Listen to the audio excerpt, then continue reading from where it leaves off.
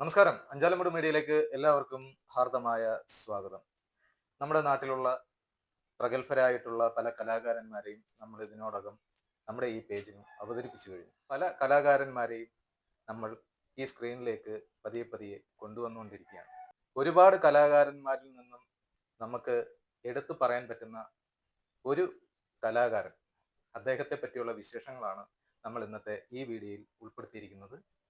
അദ്ദേഹത്തെ പറ്റിയുള്ള ഇൻട്രോയിലേക്ക് ഒന്ന് പോകാം. ശ്രീ KPAC ലീലാകൃഷ്ണൻ കേരളത്തിൻ്റെ പെർഫോമിംഗ് ആർട്സിൻ്റെ ഒരു യഥാർത്ഥ ഐക്കൺ. പതിറ്റാണ്ടുകൾ നീണ്ടുനിന്ന കരിയറിൽ തൻ്റെ ശക്തമായ പ്രകടനങ്ങളിലൂടെ മായാത്ത മുദ്ര പതിപ്പിച്ചു. അഭിനയകലയെ നെഞ്ചോട് ചേർത്ത് പിടിക്കുന്ന ഈ കലാകാരൻ്റെ കലാജീവിതം നമുക്കൊന്നറിയണ്ടേ? അപ്പൊ നമ്മൾ ആ കലാകാരന്റെ വീട്ടിലാണ് ഇപ്പോൾ ഉള്ളത്. അദ്ദേഹം ഇപ്പം നമ്മളോടൊപ്പം ഉണ്ട്. നമസ്കാരം. നമസ്കാരം. എങ്ങനെയായിരുന്നു ഈ കലാജീവിതത്തിന്റെ ആരംഭം? ഞാൻ ജനിച്ചതും വളർന്നതും ഒക്കെ ശരിക്കും പറഞ്ഞാൽ പവിത്രേശ്വരം എന്നൊരു സ്ഥലമുണ്ട്. കൊട്ടാരക്കരയ്ക്കടുത്തുള്ള പവിത്രേശ്വരം. അവിടെ എൻ്റെ പിതാവ് അന്ന് വളരെ അറിയപ്പെടുന്ന കാഥികനും നാടകൃത്തും നടനും സംവിധായകനും ഒക്കെ ആയിരുന്ന RP പുത്തൂരായിരുന്നു. അപ്പൊ അദ്ദേഹം അന്ന് ഈ നാട്ടുകൂട്ടങ്ങളെയൊക്കെ സംഘടിപ്പിച്ചുകൊണ്ട് നാടുകളിലൊക്കെ എല്ലാ വർഷവും ഈ ക്ലബ്ബുകളുടെ നാടകങ്ങൾ ചെയ്യുമായിരുന്നു. അപ്പൊ അങ്ങനെ ഈ അന്ന് അവിടെയുള്ള ചെറുപ്പക്കാരെയൊക്കെ സംഘടിപ്പിച്ചുകൊണ്ട് അവിടെ നാടകങ്ങളും ഈ കലാപരിപാടികളൊക്കെ നടക്കുന്ന സമയത്ത് അന്ന് ഞാൻ ഈ വളരെ കൊച്ചുകുട്ടിയാണ്. എനിക്ക് 2-ാം 3-ലൊക്കെ പഠിക്കുന്ന സമയത്തൊക്കെ ചെറിയ ഓർമ്മകളുണ്ട്. അപ്പൊ അവിടെ ഇങ്ങനെ എന്നും റിഹേഴ്സലും ഓർക്കസ്ട്രേഷനും ഇതൊക്കെ കണ്ട് ഞാനും എൻ്റെ കൂട്ടത്തിലങ്ങ് ആവും. അപ്പൊ ഇവരിങ്ങനെ ആക്ട് ചെയ്യുന്ന സമയത്തൊക്കെ നമ്മൾ ഓർക്കസ്ട്രയൊക്കെ എന്തെങ്കിലും കലമൊക്കെ എടുത്ത് തട്ടിയൊക്കെ ചെയ്യുന്ന ഒരു സംവിധാനം ഉണ്ടായിരുന്നു. അങ്ങനെ 5-ാം ക്ലാസ് വെച്ചാണ് ആദ്യമായിട്ട് നമ്മളൊരു നാടകം ചെയ്യുന്നത്. അപ്പോൾ അച്ഛൻ്റെ ഒരു നാടകം മോഷ്ടിച്ചുകൊണ്ട് പോയി എൻ്റെ കുറേ സുഹൃത്തുക്കളെല്ലാം കൂടി ചേർന്നിട്ട് ചെയ്ത നാടകമാണ്. നാടകത്തിന്റെ പേര് നീറുന്ന ഹൃദയങ്ങൾ എന്നായിരുന്നു. അപ്പൊ അങ്ങനെ നാടകത്തിന് വേണ്ടി ഞങ്ങൾ തയ്യാറെടുക്കുന്നു. അപ്പം സ്ക്രിപ്റ്റൊക്കെ കൊണ്ടുവന്നു. ഇതെന്താണെന്നൊന്നും അറിയില്ല. അതിനകത്ത് ഓമനി എന്ന് പറയുന്ന കഥാപാത്രമുണ്ട്. അപ്പൊ നായകനൊക്കെ ആയിട്ട് ഓരോരുത്തർ പിന്നെ പങ്കിട്ടങ്ങെടുത്തു. അവസരം ഈ പെൺവേഷം ചെയ്യാൻ ആളില്ല വന്നു. അപ്പൊ എന്നെ വിളിച്ചിട്ട് പറഞ്ഞു, അതെ ഇനിയിപ്പോ നമ്മൾ എന്ത് ചെയ്യും? ഞാൻ പറഞ്ഞു, ശരി എന്നാ ഞാൻ പെൺവേഷം കെട്ടാം. അപ്പൊ പെൺവേഷം കെട്ടാൻ അന്ന് വിഗില്ല. കാരണം നമുക്കുള്ള സംവിധാനങ്ങളൊന്നുമില്ല, മേക്കപ്പിന്റെ സംഗതി ഒന്നുമില്ല വീട്ടിലെ. പിന്നെ ഈ പെൺവേഷം കെട്ടുമ്പോൾ നമുക്ക് അത്യാവശ്യം വിക്കിന് പകരം എന്തെങ്കിലും വേണ്ടേ? അപ്പൊ അമ്മൂമ്മയുടെ കുറെ തിരുപ്പനൊക്കെ കിടപ്പുണ്ട്, അതെല്ലാം കൂടെ വെച്ച് പെൺവേഷത്തിന്റെ സംവിധാനമാക്കി. പിന്നെ കൺമഷിയൊക്കെ വെച്ച് കണ്ണുമൊക്കെ എഴുതി. എന്റെ സഹോദരി ഉണ്ട് ജയശ്രീ, അവളുടെ പഴയ ഒരു പാവാടയൊക്കെ സംഘടിപ്പിച്ച് ഒരു ഹാഫ് സാരി കൊടുത്തിട്ട് നമ്മൾ അഭിനയിക്കുന്നത്. അപ്പൊ ഈ നായികയെ പിടിച്ച് തള്ളുന്ന സീനില് ആദ്യമായിട്ട് തന്നെ എന്റെ ഈ വിഗ് കഴിഞ്ഞു പോയി. പിന്നെ ഇവിടുത്തെ സാരി എല്ലാം അഴിഞ്ഞു പോയി. നിക്കറിട്ടുണ്ട് അന്ന് ഓടിയതാണ് ഞാൻ. നമുക്ക് പറ്റിയ പണിയല്ല, ആളുകൾ കൂക്ക് വിളിക്കത്തില്ലേ. അന്ന് ഞാൻ വിചാരിച്ചു ഇതോടുകൂടി നമ്മുടെ പരിപാടി അവസാനിപ്പിച്ചു. ഏതാ ഇനി കലയും വേണ്ട കൊലയും വേണ്ട, ഇങ്ങനെ പോട്ടെ എന്ന് വിചാരിച്ചു. അങ്ങനെ ഇരിക്കുമ്പോഴാണ് ഈ വെണ്ടാർ വിദ്യാരാജ മെമ്മോറിയൽ സ്കൂളിൽ പഠിക്കുന്ന സമയത്ത് 8-ാം ക്ലാസ്സിൽ പഠിക്കുമ്പോഴാണ് അവിടുത്തെ മാനേജരും എൻ്റെ എല്ലാം എന്ന് പറയുന്നത് വെണ്ടാർ ബാലകൃഷ്ണ സാർ, മോഹൻലാലിന്റെ ഗുരുനാഥനാണ് അദ്ദേഹം. സായികുമാറും വെണ്ടാർ സ്കൂളിൽ പഠിച്ചതാണ്. അതിനുശേഷമാണ് ഞാൻ വരുന്നത്. അപ്പൊ അദ്ദേഹം എന്ത് ചെയ്യുന്ന വെച്ചാൽ പറഞ്ഞു, എന്തായാലും RPയുടെ മകനല്ലേ, ഒരു കഥാപ്രസംഗമൊക്കെ അവതരിപ്പിക്കാം. അപ്പൊ എനിക്ക് അതിനെക്കുറിച്ച് വലിയ ധാരണയൊന്നുമില്ല. കഥാപ്രസംഗം അച്ഛൻ അവതരിപ്പിക്കുന്നത് കേട്ടുകൊണ്ട് ഞാൻ പറഞ്ഞിട്ടില്ല. അങ്ങനെ അച്ഛൻ എഴുതുന്നൊരു കഥയുണ്ട്, സുഹൃത്ത് ബന്ധം എന്ന പേരിൽ. ആ കഥ അവതരിപ്പിക്കുന്ന തന്നെ ഞങ്ങൾ എന്റെ വീട് പോത്രശ്ശേരിയാണെങ്കിൽ അച്ഛൻ വേറൊരു വീടും കൂടെ വാങ്ങിയിരുന്നു. അവിടെ കോളനിയാണ്. അപ്പൊ അവിടെ എല്ലാ പാവപ്പെട്ട ആളുകളൊക്കെ ഉള്ളു, അവരെ എല്ലാം കൂട്ടി യോജിപ്പിക്കുക എന്നുള്ള അച്ഛന്റെ പരിപാടിയാണ്. അപ്പൊ ഇവരാണ് എന്റെ പിന്നെ ഡയറക്ടർ. അപ്പൊ അവിടെ ചെന്നിട്ട് ഈ മൈക്ക് ആയിട്ട് നിങ്ങൾ സങ്കല്പിക്കുന്ന ഈ ചിരട്ടയൊക്കെ വെച്ച് കെട്ടിയിട്ട് ഇങ്ങനെ കഥ അവതരിപ്പിക്കുന്നു. അങ്ങനെയാണ് ആദ്യമായിട്ട് കഥ അവതരിപ്പിച്ചത്, സുഹൃത്ത് ബന്ധം. ആ കഥയ്ക്ക് അന്ന് പിന്നെ പുരസ്കാരം കിട്ടി.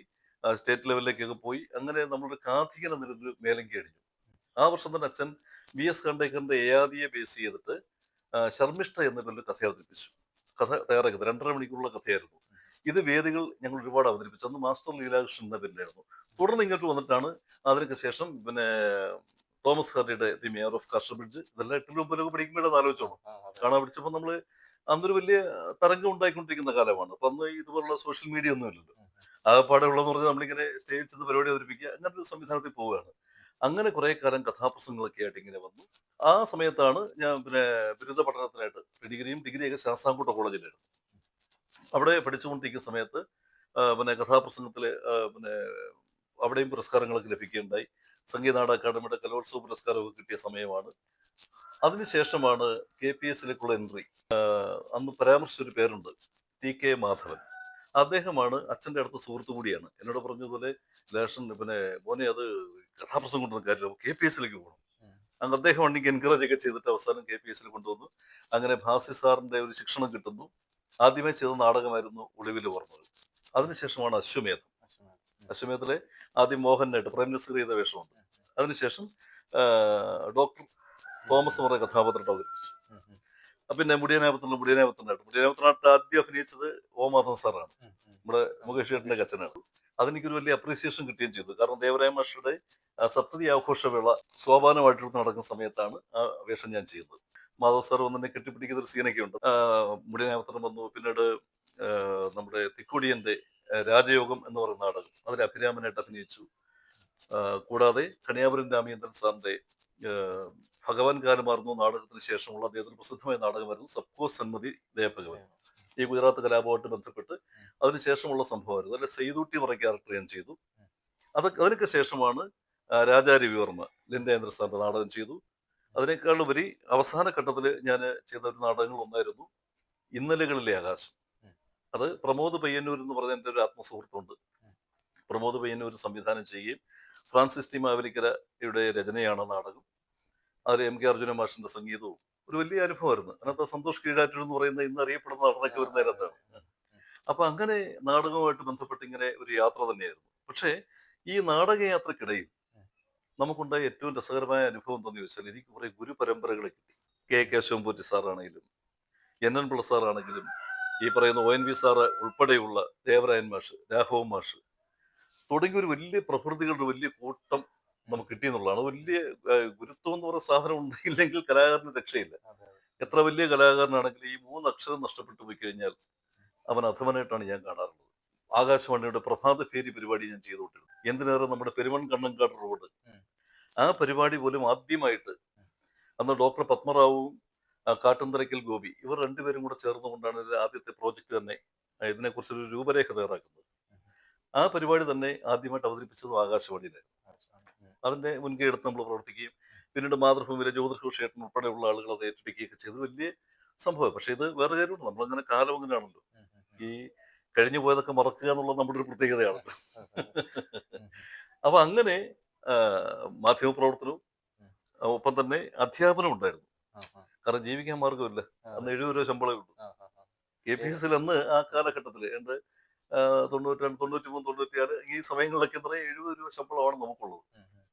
ആ 70 രൂപ ശമ്പളം കൊണ്ട് ജീവിക്കാൻ പറ്റില്ല. ഇതിന്റെ കല്യാണവും നടന്നു. അപ്പൊ അച്ഛന് മനസ്സിലായി ഇനി നാടകത്തിൽ കണ്ടു പോയി കഴിഞ്ഞാൽ പ്രശ്നമാണ്.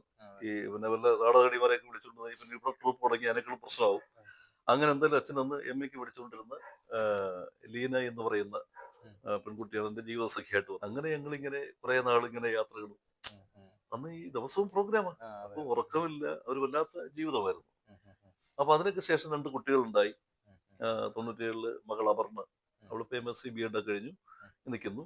പിന്നെ മോനാണെങ്കിൽ കണ്ണൻ, LMBയും ഷിപ്പിംഗ് ആൻഡ് ലോജിസ്റ്റിക് കഴിഞ്ഞു. ഇപ്പൊ ഇവിടെ HR മാനേജറായിട്ട് വർക്ക് ചെയ്യുന്നുണ്ട്. ചേട്ടന്റെ കലാജീവിതം സ്റ്റാർട്ട് ചെയ്തു, ജീവിതവും സ്റ്റാർട്ട് ചെയ്തു അല്ലെ? ഇനി അത് കഴിഞ്ഞിട്ടുള്ള അടുത്ത മേഖല, ഇപ്പൊ എല്ലാ കലാകാരന്മാരുടെ ആഗ്രഹമാണ് ഒരു സിനിമയാണ്. ആ സിനിമയിലേക്ക് എന്തെങ്കിലും എൻട്രി വല്ലതും കിട്ടിയിട്ടുണ്ട്? കാരണം ഈ പറയുന്ന പോലെ പലപ്പോഴും സിനിമയിലെ അവസരങ്ങൾ നഷ്ടപ്പെട്ടു പോയിട്ടുള്ളതാണ് ഞാൻ. കാരണം ഈ കപ്പിനും ചുണ്ടിനും ഇടയിൽ വരികയും നാടകം വന്ന് കയറുന്ന സമയത്ത് നമുക്ക് ചെയ്യാൻ പറ്റാത്ത ഒരുപാട് സംഭവങ്ങളുണ്ട്. അതിനൊരുപാട് ഉദാഹരണമുണ്ട്. മധുമുട്ടം ഉണ്ടല്ലോ, മധുമുട്ടം എന്ന് പറയുന്ന മത്സ്യത്തൊട്ടാഴിന്റെയൊക്കെ എല്ലാം എന്ന് പറയാം. അദ്ദേഹവും ഡോക്ടർ ചേരാവളി ശശി സാറ്, അപ്പൊ ഇവരെല്ലാം കൂടെ ചേർന്നുകൊണ്ട് എന്റെ നാടകം കാണുകയും ആലപ്പുഴ വെച്ച്. അപ്പൊ മണിച്ചിത്രത്താഴ് ഹിറ്റായിരിക്കുന്ന സമയം. അപ്പൊ അന്ന് അടുത്ത പാച്ചിക്കായിട്ട് ബന്ധപ്പെട്ട് നമുക്കൊരു പുതിയ പടത്തിലേക്ക് നമുക്ക് എൻട്രി ഉണ്ടാക്കാം എന്നൊക്കെ പറഞ്ഞിരുന്നു. അനിയത്തിപ്രാവായിരുന്നു ഒരു ഉദ്ദേശിച്ചത്. പക്ഷെ ആ ടൈമിലൊക്കെ നമുക്ക് പ്രോഗ്രാം സമയമാണ്. അപ്പൊ ഒരിക്കലും നമുക്ക് അതിനൊരു സാധ്യത ഇല്ലാത്ത അവസ്ഥ വന്നു. കാരണം നാടകത്തിനുള്ള ഒരു കമ്മിറ്റ്മെന്റും ഉണ്ടാണ്. മറിച്ച് നമ്മളെല്ലാം കളഞ്ഞിട്ട് സിനിമ എന്ന് പറയുമ്പോൾ നമ്മള് വലിയ താരമായിട്ട് വന്നേനെ. സിനിമയിൽ ആദ്യം വരുന്നത് TS സുരേഷ് ബാബുവിന്റെ സ്റ്റാലിൻ ശിവദാസ്, മമ്മൂട്ടിയുടെ. അതിലാണ് ആദ്യമായിട്ട് ഞാൻ മുഖം കാണിച്ചു വരുന്ന സിനിമ. പിന്നെ അതില് തൊഴിലാളി നേതാവാണ്, സഹാക്കന്മാരുടെ. കാരണം അത് എന്റെ പിക്ചറൈസേഷൻ അങ്ങനെയാണ്. അപ്പം അതിനുശേഷം വന്നതാണ് അന്യർ. അന്യറിലൊരു തീവ്രവാദി കഥാപാത്രമായിരുന്നു. അതിനകത്തല്ലേ മറ്റേ ജ്യോതിർമയുടെ? അതിപ്പോഴും കിടപ്പുണ്ട്. അത് ലിൻഡേന്ദ്ര സാറ് അന്ന് എനിക്ക് തോന്നുന്നു രാജാരൂർമ്മ ചെയ്തുകൊണ്ടിരിക്കുന്ന സമയത്താണ് സാറ് നിർബന്ധമായിരുന്നു അതിനകത്ത് എന്തായാലും ഒരു ക്യാരക്ടർ ചെയ്യണം. ഞാൻ പറഞ്ഞു സാർ ഇങ്ങനെ പ്രശ്നമുണ്ട്, നാടകമുണ്ട് നമുക്ക്. അപ്പൊ ഷൂട്ടിങ്ങിന് ഞങ്ങൾ പോകുമ്പോ തന്നെ പെട്ടെന്ന് സ്ഥലം വിടാനാണ് നോക്കുന്നത്. അത് എന്നെ കൊണ്ട് തന്നെ ഡബ് ചെയ്യുകയും ചെയ്തു. ഡബ് ഞാൻ പണ്ടും ചെയ്യുന്നുണ്ട്. കാരണം ഞാൻ ആകാശവാണി നിൽക്കുന്ന സമയത്ത് അന്ന് ഇടക്കാലത്ത് പിന്നെ വൈഫും മോളും ഉള്ള സമയത്ത് ഞങ്ങൾ തിരുവനന്തപുരത്ത് താമസമൊക്കെ. അപ്പൊ എന്നിട്ട് നാടകം ചെയ്യും, ഈ ആകാശവാണിയിലെ പരിപാടിയും ഇങ്ങനെയൊക്കെയുള്ള ഓടി നടന്ന് ചെയ്യുന്ന സമയത്ത് ജീവിക്കാൻ വലിയ പ്രയാസമാണ്. ആ, ആ. അങ്ങനെ ജീവിതത്തിന്റെ ഗതികേട് കൊണ്ട് നമ്മൾ എന്ത് ചെയ്തിട്ടുണ്ട്, നാടകം എഴുതിയിട്ടുണ്ട്. നാടകം എഴുതി. എല്ലാ ആ, മേഖലയും ഇങ്ങനെ അപ്പൊ കുറേശ്ശെ നാടകം എഴുതി കുറേശ്ശെ. ആകാശവാണിക്ക് വേണ്ടി, ആ, ആകാശവാണി ആ, നാടകം എഴുതുമ്പോൾ പൈസ കിട്ടുമല്ലോ. ആ, ആ, അപ്പൊ അന്ന് എസ് രാധാകൃഷ്ണൻ ചേട്ടനാണ്, ആ, രാധാകൃഷ്ണൻ ആ, ചേട്ടനും മല്ലികാക്കുറുപ്പ്, അവർ ആ, രണ്ടുപേരും എനിക്ക് ഒരിക്കലും വിസ്മരിക്കാൻ കഴിയില്ല. ആ, ആ. കാരണം എന്റെ തിരുവനന്തപുരത്ത് ഗോഡ് ഫാദർ എന്ന് പറഞ്ഞ അദ്ദേഹമായിരുന്നു. സ്റ്റേജിൽ പെർഫോം ചെയ്യുന്ന നാടകവും ആകാശവാണിയിൽ ചെയ്യുന്ന നാടകവും ഇല്ലേ, അതിലെന്തെങ്കിലും വ്യത്യാസം? സ്റ്റേജിലാണെങ്കിൽ നമ്മള് എന്താണ്, ഉം. ഈ റീടേക്ക് ഇല്ലല്ലോ നാടകത്തിൽ, ആ, ആ, ആയിക്കോട്ടെ. ജീവിതവും ആ, ഏണ്ടങ്ങനെ അതെ തന്നെ അതെ. അല്ലേ. ആ. അപ്പൊ നമ്മള് ഈ പരസ്പരം ഈ മുഖാമുഖം കണ്ടുകൊണ്ട് ചെയ്യുന്ന ഒരു പരിപാടിയാണ് നാടകം. ഉം. അപ്പൊ അവിടെ എന്ത് ഈ ഓഡിയൻസിന്റെ റിയാക്ഷൻ നമുക്ക് അപ്പോൾ അറിയാം. അതെ അതെ. ഉം. പിന്നെ അതിന്റെ ലെങ്ത് നമുക്ക് എങ്ങനെ കൂട്ടാൻ കുറയ്ക്കുക അതെല്ലാം ഉം. ചെയ്യും. പക്ഷെ ഉം. നാടകം നമ്മള് ശ്രോതാക്കളുടെ മുന്നിൽ കൊടുക്കുമ്പോൾ ഉം. ഏതാ ഉം. ഈ റേഡിയോയിലൊക്കെ. ബ്രോഡ്കാസ്റ്റ് ചെയ്യുന്ന സമയത്ത് നമ്മൾ ആ ഒരു പിക്ചറൈസേഷൻ നമ്മൾ മനസ്സിലൂടെ കണ്ടു ചെയ്യുന്ന ഒരു സാധനം. ആ. അപ്പോ അതിന്റെ പ്രത്യേകത എന്ന് പറയുമ്പോൾ നമ്മളിപ്പോ ഒരു കഥാപാത്രമായിട്ട് വരുന്നു, അപ്പൊ ആ വിഷ്വലൈസേഷൻ ഒക്കെ മനസ്സിൽ കണ്ടുകൊണ്ട് ചെയ്തെങ്കിൽ മാത്രമേ ആ. ഭംഗിയാവുകയുള്ളൂ. അല്ല, ഇത് ചെയ്യുന്ന സമയത്ത് ഇപ്പം മൈക്കിന്റെ മുമ്പിൽ നിന്നിട്ടോ അല്ലെങ്കിൽ ഇരുന്നിട്ടോ ഒക്കെ ആയിരിക്കുമല്ലോ ചെയ്യുന്നത്. നിന്നിട്ടാണ്. അപ്പൊ അന്നേരം നിന്നിട്ടായിരിക്കും. അപ്പൊ അന്നേരം ഈ ഒരു കഥാപാത്രം ഇങ്ങനെ കടന്നു വരുന്ന ഒരു സൗണ്ട് ഇപ്പൊ ഒരു ഉം. റൂമിലേക്ക് നമ്മൾ സാധാരണ കടന്നു വരുമ്പോൾ, ഉം. അതായത് സ്റ്റേജിലൊക്കെ ആകുമ്പോഴത്തേക്കും അങ്ങ് അകലെ നിന്നായിരിക്കും ഒരു വോയിസ് കേൾക്കുക. അതാണ്. അങ്ങനെയൊക്കെയുള്ള സിറ്റുവേഷൻ വരുമ്പോ എങ്ങനെയായിരിക്കും അത് അതിപ്പം ഈ ചെയ്യുന്നത്? കഥാപാത്രങ്ങൾ ഇപ്പം നായകനും നായികയും ഇപ്പൊ രണ്ടുപേരോട് സംസാരിച്ചുകൊണ്ടിരിക്കുന്നു. അപ്പൊ ഇതിനിടയിൽ പിന്നെ ഇതിലെ വില്ലൻ കഥാപാത്രം കടന്നു വരുന്നു. ഉം. അപ്പൊ ഇവരുടെ വോയിസ് എടുത്തോണ്ടിരിക്കുകയാണല്ലോ. ആ, ആ, എടുത്തോണ്ടിരിക്കുന്ന സമയത്ത് തന്നെ അയാൾക്ക് രണ്ട് മൂന്നാല് മൈക്ക് ഉണ്ടാവും. ആ, ആ, ആ, അപ്പൊ അയാൾ അവിടെ നിന്ന് ആ ഡിസ്റ്റൻസിൽ നിന്ന് പറയും. ആ. പിന്നെ ഇത് എഡിറ്റ് ചെയ്ത് വരുമ്പോഴാണ്, ആ, ഈ ആ. പിന്നെ മിക്സിംഗ് ഒക്കെ വരുമ്പോഴാണ് ഇതിന്റെ ശരിക്കുമുള്ളൊരു രൂപം കിട്ടുക. രൂപം കിട്ടും. പിന്നെ രസം എന്ന് പറയാൻ റേഡിയോ നാടകങ്ങൾ രസമാണ്. കാരണം ആ.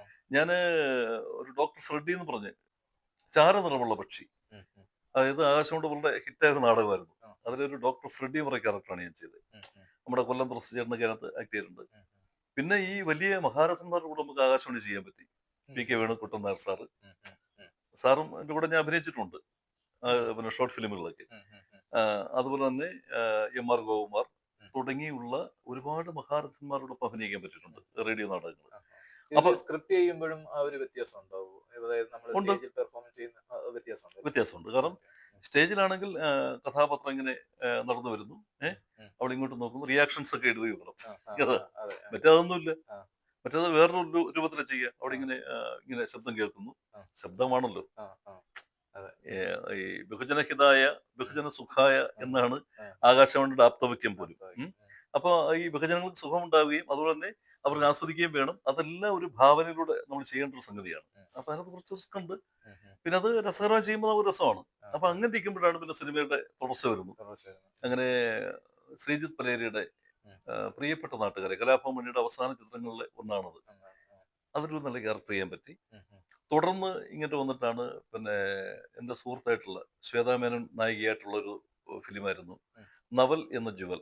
എൻ്റെ ഉം. സുഹൃത്ത് രഞ്ജിത്ത് ലാലുണ്ട്. ഉം, ഉം, രഞ്ജിത്ത് ലാൽ ദാമോദരന്റെ സംഭവമാണ്. അതിനകത്തൊരു ക്യാരക്ടർ ചെയ്തു. ഉം. പിന്നീട് വന്നത് ബാല്യകാല സഖി. ഉം. ബാല്യകാല സഖി എൻ്റെ പ്രിയ സുഹൃത്തായിട്ടുള്ള പ്രമോദ് പയ്യന്നൂരാണ് എൻ്റെ സംവിധാനമൊക്കെ. ഉം, ഉം. അപ്പോൾ അത് ഒരു വലിയ അനുഭവമായിരുന്നു. വീട്ടിൽ വെച്ചാണ് ഞങ്ങൾ അതിന്റെ ചർച്ചകൾ തുടങ്ങുമ്പോൾ അഷ്ടമുടി എന്നാണ് ഇതിന് തുടക്കം പോലും. ആ, ശരി. പിന്നീടാണ് അത് വലിയ സിനിമയായിട്ട് മാറുന്നു. പിന്നെ അതുപോലെ തന്നെ ഗോപിനാഥ് മുതുകാടിനോടൊപ്പം ഉം. സ്റ്റോപ്പ് സാഡ് എന്ന പേരിൽ ലഹരി വിരുദ്ധ പ്രബോധന വിസ്മയ നാടകം കേരളം ഒട്ടൊക്കെ ചെയ്യാൻ പറ്റി. ചെയ്യാൻ പറ്റും. അതൊരു വലിയ ഭാഗ്യമാണ്. ഉം, ഉം, മമ്മൂട്ടിയോടൊപ്പം തന്നെ ഭീമം, എം ജിയുടെ രണ്ടാം കൂടത്തെ ബേസ് ചെയ്തിട്ടുള്ള ഭീമത്തില് ഉം. അദ്ദേഹം ഭീമനായിട്ടൊക്കെ അഭിനയിച്ചു. അതിൽ ഒരു പ്രധാന കഥാപാത്രമായിട്ടൊന്ന് എനിക്ക് അഭിനയിക്കാൻ പറ്റി. ഉം, ഉം, അതും ഒരു അനുഭവമാണ്. കാരണം മൾട്ടി മീഡിയ നാടകമായിരുന്നു. ഉം, അതിനൊക്കെ ശേഷമാണ് വിശ്വഗുരു എന്ന് പറയുന്ന ഉം. വിശ്വഗുരു എന്ന് പറയുന്ന ഗിന്നസ് ലോക റെക്കോർഡ് കിട്ടിയ സിനിമ. ഉം, ഉം, വിശ്വഗുരുവിന്റെ പ്രത്യേകത എന്താണെന്ന് വെച്ചാൽ അതിന്റെ സ്ക്രിപ്റ്റ് എന്താണെന്ന് ഒന്നും എനിക്കറിയില്ല. ഉം. അതൊരു പ്രത്യേക അവസരത്തിൽ ഉം. ഒരു മലയാളത്തിൽ പ്രഗത്ഭന നടന് വേണ്ടി വെച്ചിരുന്ന ഒരു സംഗതിയായിരുന്നു ആ വേഷം. ഉം, ഉം, 85 വയസ്സുള്ള വന്ധ്യവയോധികനായ ഒരു കഥാപാത്രം. ഉം, അപ്പൊ ഈ കഥാപാത്രം ചെയ്യാൻ വേണ്ടി പെട്ടെന്നാണ് എനിക്ക് പ്രമോദ് പയ്യന്നൂരിന്റെ വിളി വരുന്നു. അപ്പൊ ഞാനന്ന് SN കോളേജിൽ, അന്ന് കുട്ടികൾക്ക് SN വനിതാ കോളേജിൽ അവർ NSSന്റെ ക്യാമ്പ് പ്രോഗ്രാം ചെയ്തുകൊണ്ടിരിക്കുന്ന സമയത്താണ് ഉം.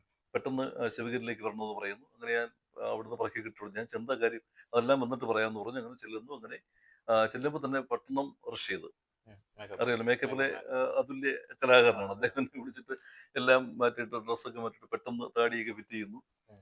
ഇത് കഴിഞ്ഞ് വന്നപ്പോഴത്തേക്കിനും ഞാൻ ആരാണെന്ന് എനിക്ക് തന്നെ അറിയാൻ വയ്യാത്ത അവസ്ഥയായി. ആ. ഞാൻ ഈ ഫോട്ടോ എന്റെ ഭാര്യയ്ക്ക് അയച്ചു കൊടുത്തു. ഇത് ആരാണെന്ന് അറിയാം. അപ്പോൾ അവള് പറഞ്ഞു ഞങ്ങളുടെ ജാറക്കൽ അപ്പൂപ്പനാന്ന് പറഞ്ഞു. ഇപ്പോഴും ഞാൻ മനസ്സിലായി. അപ്പൊ ഞാൻ രക്ഷപ്പെട്ടു. അപ്പൊ നമ്മൾ ക്യാരക്ടർ മാറിയില്ല. അപ്പൊ അങ്ങനെ ആ സിനിമ വന്നു. അതായത് 51 മണിക്കൂറും 3 മിനിറ്റും കൊണ്ട് പിന്നെ വിജീഷ് മണിയാണ് അത് ഡയറക്റ്റ് ചെയ്ത്, പ്രമോദ് പെയിനൂരാണ് എൻ്റെ സ്ക്രിപ്റ്റ്. അപ്പൊ എൻ്റെ സ്ക്രിപ്റ്റ് മുതൽ റിലീസിങ് വരെ ഉം. ഒരു വലിയ സംഭവമല്ലേ. ഉം. അതാണ് വിശ്വഗുരു. ഉം. അത് വന്നതോടുകൂടി സാധാരണ ഒരു സിനിമ എടുക്കാൻ ഏകദേശം 45-50 ദിവസമൊക്കെ പിന്നെ പിടിക്കുന്നുണ്ട്, ഏറ്റവും കുറഞ്ഞത്. ഏറ്റവും കുറഞ്ഞത് അപ്പൊ അവിടെയാണ് ഈ 51 മണിക്കൂർ മണിക്കൂർ കൊണ്ട് 3 മിനിറ്റും കൊണ്ട് സ്ക്രിപ്റ്റ് മുതൽ shoot, editing, dubbing, censoring, പോസ്റ്ററിങ്, releasing എന്ന് തന്നെ നടന്നു കയറില്ല. അതൊരു വലിയ സംഭവമായിരുന്നു. എൻ്റെ ജീവിതത്തിലൊരു നാഴികക്കല്ലായിരുന്നു. അപ്പൊ ഒരു പിന്നെ ഗിന്നസ് ലോവർ റെക്കോർഡ് കിട്ടിയ സിനിമയിലെ പ്രധാന കഥാപാത്രമായിട്ട് അഭിനയിക്കാൻ പറ്റിയല്ലോ. അതൊരു വലിയ ഭാഗ്യമായിട്ട് എനിക്ക് തോന്നി. അതിനുശേഷമാണ് പിന്നെ ഒരു ഹോളിവുഡ് സിനിമ പോലെ വന്ന പുഴയെ ബേസ് ഒരു സിനിമ ഉണ്ടായിരുന്നു, വിജീഷ് മണിയുടെ തന്നെ, ഗോകുലം ഗോപാലൻ പ്രൊഡ്യൂസ് ചെയ്ത്, പുഴയമ്മ. അതിലൊരു സയന്റിസ്റ്റ് ആയിട്ടാണ്, വില്ലൻ ആയിട്ടുള്ള സയന്റിസ്റ്റ് ആയിട്ടാണ് ഞാൻ ക്യാരക്ടർ ചെയ്തത്. പിന്നെ രസം എന്താണെന്ന് ചോദിച്ചാൽ നമ്മൾ ഈ ചെയ്ത ഈ സിനിമകളൊക്കെ തന്നെ വേറിട്ട രീതിയിൽ നിന്നായിരുന്നു. അപ്പൊ അതുകൊണ്ട് ഈ ഒരു സാധാരണ നമ്മൾ കാണുന്ന ഇപ്പം ഇന്നലെ വരെ പിന്നെ അഭിനയമായിട്ടോ അല്ലെങ്കിൽ കലയുമായിട്ടോ കുലബന്ധമില്ലാത്ത പലരും വന്നൊന്ന് മുഖം കാണിച്ചു കഴിഞ്ഞാൽ ഏതെങ്കിലും കോമഡി സ്കിറ്റിലൊക്കെ വന്നു കഴിഞ്ഞാൽ പിന്നെ അവർ സെലിബ്രേറ്റ് ചെയ്യും, അല്ലേ? അതൊരു വലിയ കാരണം ഇപ്പൊ നെഗറ്റീവിന്റെ കാലമല്ലേ. അപ്പൊ നെഗറ്റീവ് സംഭവത്തിൽ വരികയാണെന്നുണ്ടെങ്കിൽ പെട്ടെന്ന് ക്ലിക്ക് ചെയ്യാം. അതുകൊണ്ടാണല്ലോ ഇപ്പൊ ഗാന്ധിജിയെ ഗോഡ്സെയെ കുറിച്ച് പറഞ്ഞു കഴിഞ്ഞാൽ ആൾക്കാർക്ക് ഇപ്പൊ അറിയുന്നത് കൂടുതലും ഗോഡ്സെ, അല്ലേ? അതൊരു കാലഘട്ടത്തിന്റെ വ്യത്യാസമാണ് ഞാൻ മനസ്സിലാക്കുക. കാരണം അതൊരു വലിയ ദുര്യോഗമാണ്. അത് സിനിമയിലാണെങ്കിലും ഇന്നത്തെ ഈ പറയുന്ന സോഷ്യൽ മീഡിയയിലൊക്കെ വരുമ്പോഴും ഇങ്ങനെ ഈ നെഗറ്റീവ് ചെയ്തുകൊണ്ടിരിക്കുന്ന പല നടന്മാരെ നമ്മൾ കണ്ടുകൊണ്ടിരിക്കുന്നുണ്ട്. അപ്പൊ അവരൊക്കെ സത്യം പറഞ്ഞാല് ഒരു വൾഗറൈസ് ചെയ്തുകൊണ്ട് ആ വൾഗറൈസേഷനെ ഇഷ്ടപ്പെടുന്ന തരത്തിലേക്ക് ആളിനെ കൊണ്ടുപോവുക, റീച്ച് ഉണ്ടാക്കുക, കാശുണ്ടാക്കുക. അവർക്ക് ആരോടെ കമ്മിറ്റ്മെന്റ് ഉള്ളത്? അതുകൊണ്ടാണ് പിൽക്കാലത്ത് ഞാൻ എന്ത് ചെയ്തു, കുന്നൂർ സോമരേസാന്റെ നേതൃത്വത്തിലുള്ള ഗാന്ധി ഭവന്റെ കലാസാംസ്കാരിക കേന്ദ്രത്തിന്റെ ചെയർമാനായിട്ട് ഞാൻ പ്രവർത്തിക്കുന്ന സമയത്താണ് നമ്മൾ അഖില കേരള നാടകോത്സവം സംഘടിപ്പിച്ചു. കോവിഡ് സമയമാണ്. അന്ന് വേറെ ഒരു മാർഗവുമില്ല. കലാകാരന്മാർ തിരിഞ്ഞു നടക്കുന്ന സമയം, ആരും സഹായിക്കാനില്ല. ഗവൺമെന്റ് പോലും നിസ്സഹായരായി പോയ കാലം. ആ സമയത്ത് നാടകോത്സവങ്ങൾ നടന്നിട്ടില്ല. സംഗീത നാടക അക്കാദമി പോലും നാടകോത്സവം നടത്തിയിട്ടില്ല. ആ സമയത്താണ് നമ്മൾ കൊല്ലം സോപാനത്തിൽ വെച്ചുകൊണ്ട് അഖില കേരള നാടകോത്സവം സംഘടിപ്പിക്കുകയും 10-12 സമിതികൾ അതിൽ പങ്കെടുക്കുകയും എല്ലാവർക്കും നല്ല റെമ്യൂണറേഷൻ കൊടുക്കുകയും മികച്ച നാടകത്തിനും നടനും നടിക്കും ടെക്നീഷ്യൻസിന് പോലും നമ്മൾ അവാർഡ് കൊടുത്തു. കുറെ പേർക്ക് പെൻഷൻ കൊടുത്തു, അവസരമായിട്ടുള്ള കലാകാരന്മാർക്ക് പലർക്കും സാമ്പത്തിക സഹായം കൊടുത്തു. അതൊരു വലിയ നേട്ടമായിരുന്നു ഗാന്ധി ഭവനെ സംബന്ധിച്ചിടത്തോളം. അപ്പൊ അതിനുശേഷമാണ് ഗാന്ധി ഭവൻ തിയേറ്റർ ഇന്ത്യ എന്ന പേരിൽ ഒരു മൾട്ടിമീഡിയ നാടകം, മലയാള നാടകവേദിയിൽ വലിയ പരീക്ഷണമായിരുന്നു ആ നാടകം. പക്ഷെ അത് ജനങ്ങൾ എങ്ങനെ ഏറ്റെടുത്തു എന്നുള്ളതിനകത്ത് വ്യത്യസ്ത അഭിപ്രായം ഉണ്ടാകാം. കാരണം നമ്മളിപ്പോഴും പഴയ സൈക്ലോരമയും പണ്ടത്തെ അടുത്ത ബില്ലിൽ നാടകം ആരംഭിക്കുന്നു, ഇതിൽ നിന്നൊക്കെ വ്യത്യസ്തമായിരുന്നു. കാരണം ഇതിനകത്ത് മൾട്ടിമീഡിയ എന്ന് പറയുമ്പോൾ നമ്മുടെ ഈ നവമാധ്യമം അല്ലെ ഈ മാധ്യമങ്ങളുടെ ഈ വിഷ്വലൈസേഷനും അതിനോടൊപ്പം തന്നെ നമുക്കെന്താണ് ഈ നാടകത്തിന്റെ യഥാർത്ഥ രൂപത്തിലേക്ക് കൊണ്ടുവന്നിട്ട് സംഭവമായിരുന്നു ആ നാടകം. ആ നവോത്ഥാനം നാടകത്തില് ആറാട്ടുപുഴ വേലായുധ പണിക്കരായിട്ട് അഭിനയിച്ചത് ഞാനായിരുന്നു. അതൊരു വലിയ അനുഭവം. കാരണം അദ്ദേഹത്തിന്റെ നാട്ടില് അദ്ദേഹം സ്ഥാപിച്ച ക്ഷേത്രത്തിൽ ഈ നാടകം അവതരിപ്പിക്കാൻ പറ്റി. അതല്ലെങ്കിൽ ഈ ആറാട്ടുപുഴ ഈ കഥാപാത്രത്തിന്റെ കാര്യം പറഞ്ഞപ്പോഴാണ് നമുക്ക് സിനിമ ഇറങ്ങിയിട്ടുണ്ടായിരുന്നല്ലോ, അല്ലേ? ഈ നാടകത്തെ ബേസ് ചെയ്തിട്ടായിരുന്നു. മറ്റേ സിജു വിൽസൺ നാടകത്തെ ബേസ് ചെയ്തിട്ടല്ല, ഈ 19-ാം നൂറ്റാണ്ട് ആ കാലഘട്ടത്തിലെ ഒരുപക്ഷെ തമസ്കരിക്കപ്പെട്ട ഒരു കഥാപാത്രമാണ് ആറാട്ടുപുഴ വേലായുധ. അതൊരു പ്രധാനപ്പെട്ട കാര്യം. കാരണം ശ്രീനാരായണ ഗുരുദേവൻ പ്രതിഷ്ഠ നടത്തിയ സംഭവം നമുക്കറിയാം. അരൂപുറത്ത് ശിവഗിരി അരൂപുറത്തുണ്ടാക്കിയ പ്രതിഷ്ഠ, ആ പ്രതിഷ്ഠയിലൂടെ ആദ്യ പ്രതിഷ്ഠ നടത്തിയെന്നാണ് നമ്മൾ ചരിത്രം പഠിക്കുന്നതെങ്കിലും അതിനൊക്കെ എത്രയോ കാലങ്ങൾക്ക് മുന്നേ സ്വന്തമായിട്ട് ക്ഷേത്രം നിർമ്മിക്കുകയും താന്ത്രിക വിദ്യ മനസ്സിലാക്കുകയും ഈ പിന്നെ ഈ സവർണ മേധാവിത്വത്തിനെതിരെ ശക്തമായി സമരം ചെയ്യുകയും ചെയ്തൊരു സമ്പന്നനായ ഒരു വിപ്ലവകാരിയായിരുന്നു ഒരു ആറാട്ടുപുഴ വേലായുധ പണിക്കർ. പക്ഷെ അദ്ദേഹത്തെ എന്തുകൊണ്ടോ ചരിത്രത്തിൽ തമസ്കരിക്കപ്പെട്ടു. അതെന്താണെന്നുള്ള ഇന്നും ദുരൂഹമാണ്. കാരണം അന്ന് ഈ പിന്നെ അടിക്കടി എന്ന് പറയുന്ന പോലെ ഈ മാറുമറിക്കാനുള്ള സ്വാതന്ത്ര്യം ഉണ്ടായിരുന്നില്ല നമ്മുടെ ജാതിയുടെ പേരിൽ. അന്നും ഇത്രയടി മാറി സഞ്ചരിക്കണമല്ലോ. ബ്രാഹ്മണന്റെ എത്രയടി പിന്നെ ക്ഷത്രിയൻ, അവരുടെ ഇത്രയടി നായര്, അതിന് ഇത്രയടി മാറി ഈഴവൻ, ഇങ്ങനെയുള്ള ഒരു കൺസെപ്റ്റ് അന്നും ഉണ്ട്. അപ്പൊ ആ സമയത്ത് ഈ പറയുന്ന വരേണ്യവർക്കും കാട്ടിക്കുട്ടിയ തോന്നിവാസങ്ങൾക്കെതിരെ ശക്തമായി പ്രതികരിച്ച ആളായിരുന്നു ആറാട്ടുപുഴ വേലായുധ പണിക്കർ. എപ്പോഴും കുതിരപ്പുറത്താണ് അദ്ദേഹത്തിന്റെ യാത്രയ്ക്ക്. പക്ഷെ അദ്ദേഹം ചതിയിലൂടെ കൊല്ലുകയാണ് ചെയ്തത്, വധിക്കുകയാണ്. അല്ലാതെ ഒന്നും ചെയ്യാൻ പറ്റുമായിരുന്നില്ല. അദ്ദേഹം ചെയ്തെന്ന് പറഞ്ഞാൽ ഈ അവർണരായിട്ടുള്ള ആളുകൾ ദൂരെ നിന്ന് കഥകളി കണ്ടോണം. എവിടെ? അവിടെ ആ പറമ്പിലൊന്നും നിൽക്കാൻ പറ്റില്ല, ദൂരെ മാറി നിന്ന് ഒളിച്ചു നിന്ന് കണ്ടോണം. അതൊക്കെ എടുത്ത് മാറ്റി കളഞ്ഞിട്ട് അദ്ദേഹം എന്ത് ചെയ്തു, സ്വന്തമായിട്ട് വൈക്കം ക്ഷേത്രത്തിൽ ചെന്നിട്ട് താന്ത്രിക വിദ്യ എല്ലാം പഠിച്ച് അദ്ദേഹം എന്ത് ചെയ്തു, അദ്ദേഹം പിന്നെ താന്ത്രിക വിദ്യ പഠിക്കുന്നത് തന്നെ അതൊരു കഥയുണ്ട്. കാരണം പലർക്കും അറിയപ്പെടാത്ത പോയതോ അല്ലെ, ഞാൻ പറഞ്ഞല്ലോ ഈ എന്തുകൊണ്ടോ അടച്ചു വെച്ചൊരു കഥയാണത്. അദ്ദേഹത്തെ കണ്ട ഒരു ബ്രാഹ്മണനെ പുല്ലി. ഇനിയിപ്പോ അടുത്ത ഒരു മേഖല എന്ന് പറയുന്നത് കലാകാരന്മാർക്ക് കിട്ടുന്ന അവാർഡുകൾ അല്ലെങ്കിൽ ആശംസാ പത്രങ്ങൾ അങ്ങനെയൊക്കെ പറയുകയാണെന്നുണ്ടെങ്കിൽ ഇവിടെ കണ്ടു, ഒരുപാട് കണ്ടു. എങ്കിലും എടുത്തു പറയാൻ പറ്റുന്ന കിട്ടിയ അവാർഡുകളെ വളരെ ശ്രദ്ധിക്കപ്പെട്ട ഒന്നായിരുന്നു APJ അബ്ദുൽ കലാം അവാർഡ്. അത് കിട്ടുകയുണ്ടായി. പിന്നെ ഭരത് മുരളിയുടെ പേരിലുള്ള പുരസ്കാരം കിട്ടുകയുണ്ടായി. അതുപോലെ കൊട്ടാരക്കര ശ്രീധരൻ നായർ ഫൗണ്ടേഷന്റെ അവാർഡ് ഉണ്ടായിരുന്നു. ഗിന്നസ് ലോക റെക്കോർഡ് അഭിനയിച്ചു എന്ന് പറയുന്നത് തന്നെ അതൊരു വലിയ അവാർഡാണ്, ഏറ്റവും വലുതാണ്. ഏറ്റവും വലുതാണ്. അങ്ങനെ പിന്നെ തിലകൻ പുരസ്കാരം 2023 മഹാനായ നടൻ, ഞങ്ങളുടെയൊക്കെ പൂർവ്വ സൂരി എന്ന് പറയാവുന്ന KPSലൂടെ അദ്ദേഹം ശ്രദ്ധേയനായിരുന്നു. അപ്പോൾ അദ്ദേഹത്തിന്റെ പേരിലുള്ള ഒരു പുരസ്കാരം കിട്ടി. അത് വളരെ ശ്രേഷ്ഠമായ ഒരു അവാർഡായിട്ട് തന്നെയാണ് കരുതുന്നത്. അപ്പൊ ഇങ്ങനെ ഒരു അവാർഡുകളുടെ ഒരു പരമ്പര തന്നെ കുറെ ഉണ്ടായി. ഏതൊരു സ്റ്റേജിൽ പോയാലും ഒരു ഗസ്റ്റായിട്ട് വിളിച്ചു കഴിഞ്ഞാലും അവിടെ എല്ലാം പെർഫോം ചെയ്ത് ആൾക്കാരുടെ ഇടയിലേക്ക് ഇടിച്ചു കയറുന്ന ഒരു സാധനമുണ്ട്, ഒരു പാട്ട്. അതെ അതെ അതെ. അപ്പൊ എന്തായാലും നമുക്കൊരു പാട്ടോട് കൂടി നമ്മുടെ ഈ ചെറിയ സംഭാഷണം നമുക്ക് അവസാനിക്കാം. ONV സാറും ദേവരായ മാഷും തമ്മിലുള്ള കൂട്ടുകെട്ടിലൂടെ പിറന്ന മനോഹരമായ ഒരു പാട്ടുണ്ട്. ദേവരായ മാഷിന് വളരെ ഇഷ്ടപ്പെട്ട പാട്ട് കൂടിയായിരുന്നു അത്. അതിൽ രണ്ടു വരിയല്ല. പൊന്നരിവ അമ്പിളിയിലേ കണ്ണെറിയും മോളെ ആമരത്തിൻ പൂന്തണലിലെ വാടി നിൽക്കുന്നോളെ വാടി നിൽക്കുന്നോളെ പൊന്നരിവാളം വെളിയിൽ കണ്ണെറിയുന്നോളെ ആമരത്തിൻ പൂന്തണലിൽ വാടി നിൽക്കുന്നോളെ വാടി നിൽക്കുന്നോളെ പൊന്നരിവാ. നമുക്ക് ഒരുപാട് വിശേഷങ്ങൾ പറഞ്ഞ് കുറച്ച് അധികം സമയം നമുക്ക് പോയി. എങ്കിലും ഒന്ന് രണ്ട് പാട്ടല്ല, കുറെ പാട്ടുകൾ പാടണം, ആസ്വദിക്കണം എന്നൊക്കെ ഉണ്ടായിരുന്നു. എന്തായാലും നമുക്കിനി മറ്റൊരു അവസരത്തിൽ എന്തായാലും ഒരിക്കൽ കൂടി എത്താനുള്ള അവസരം ഉണ്ടാവട്ടെ എന്ന് പ്രാർത്ഥിക്കുകയാണ്. നമ്മുടെ ഈ അഞ്ചാലുമൂട് മീഡിയയോടൊപ്പം അല്പസമയം ചെലവിട്ടതിന് ഈ തിരക്കുകൾക്കിടയിൽ അല്ലേ, നല്ല തിരക്കാണെന്നറിയാം, അതിന്റെ ഇടയ്ക്ക് നമുക്ക് വേണ്ടി അല്പസമയം പങ്കുവച്ചതിന് ഒരുപാട് നന്ദി പറയുകയാണ്. നമ്മുടെ ഈ സോഷ്യൽ മീഡിയയൊക്കെ അർത്ഥവത്തായിട്ട് ഉപയോഗിച്ചു കഴിഞ്ഞാൽ അത് വളരെ പ്രയോജനപ്രദമാണ്. എനിക്കൊന്ന് അഞ്ചാലുമൂട് മീഡിയയുടെ ഏറ്റവും വലിയ പ്രത്യേകത എനിക്ക് തോന്നിയതും അതാണ്. അതിനകത്തൊരു ജെനുവിനിറ്റി ഉണ്ട്. അപ്പൊ അതുകൊണ്ടായിരിക്കാം ഒരുപക്ഷെ പ്രേക്ഷകർക്ക് ഇത് ഇഷ്ടപ്പെടുന്നത്. ഇന്ന് ഈ പബ്ലിസിറ്റിയുടെ കാലമല്ലേ, കാരണം എന്ത് ചെയ്താലും ഇപ്പൊ ചാരിറ്റി ചെയ്യാൻ നടത്തുന്ന വലിയ പബ്ലിസിറ്റിയാണ്.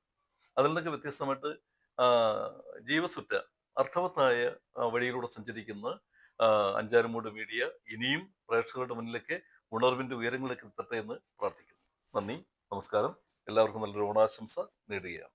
തീർച്ചയായും താങ്ക് യു സോ മച്ച്.